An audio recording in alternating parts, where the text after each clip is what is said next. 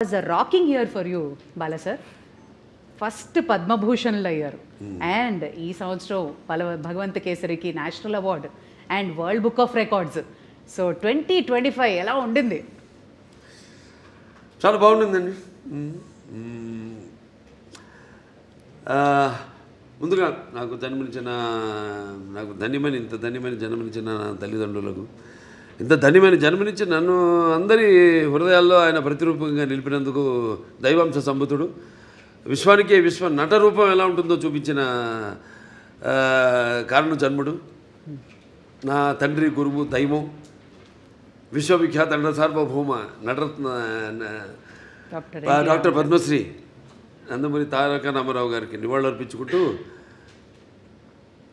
అంటే ఆయన వారసుడుగా అటు సినిమాల్లో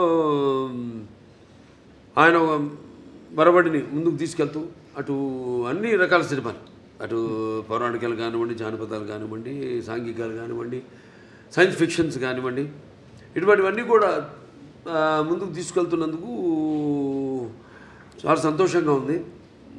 వాటిలన్నిటికీ ఇటువంటి ప్రశంసలు కురిపిస్తున్నందుకు అటు ముందుగా దానికి మూల కారకులైన ప్రేక్షక దేవుళ్ళకి అందరికీ మేము చేసిన ప్రతి ప్రయత్నాన్ని ఆదరించి అభిమానించి ఇటువంటి ఘన విజయాలు అందించినందుకు ప్రేక్షక దేవుళ్ళందరికీ నా హృదయపూర్వక కృతజ్ఞతాభివందనాలు, కళాభివందనాలు తెలియజేసుకుంటున్నాను. ఇదే మన తెలుగు వారి ఒక ప్రత్యేకత. నాన్నగారి దగ్గర నుంచి కూడా ఆయనతోనే మొదలైంది. ఒక కొత్త రకపు సినిమాలు అందించడం, ప్రయోగాత్మక చిత్రాలు ముందే ఊహించి, అంటే ఒక 10 ఏళ్ళ ముందు ఎలా ఉండబోతుందని ఊహించి అటువంటి ప్రయోగాత్మక చిత్రాలు ఆయన మొదటి నుంచి చేయడం, దాని ప్రజలు ఆదరించడం, అంటే వెన్ను తట్టి ఇంకా ఇటువంటి మంచి సినిమాలు ఇవ్వండి అని అభినందించడం, ప్రోత్సాహాన్ని ఉత్సాహాన్ని ఇవ్వడం.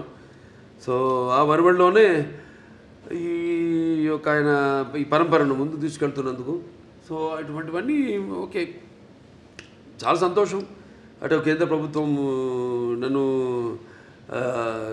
ఒక నటుడిగా గుర్తించి ఇన్ని రకరకాల విభిన్నమైన పాత్రలు చేసి ఇన్నేళ్ళు 50 సంవత్సరాలు అసలు మన ప్రపంచ చరిత్రలోనే అది ఎక్కడ ఏ భాషలోనూ ఎవరికి సాధ్యపడని 50 ఏళ్ళు హీరోగా నటించడం, దాని తర్వాత అటు హిందూపూర్ ఎమ్మెల్యేగా 3వ సారి గెలవడం, తర్వాత ఈ బసవ తారక ఇండో అమెరికన్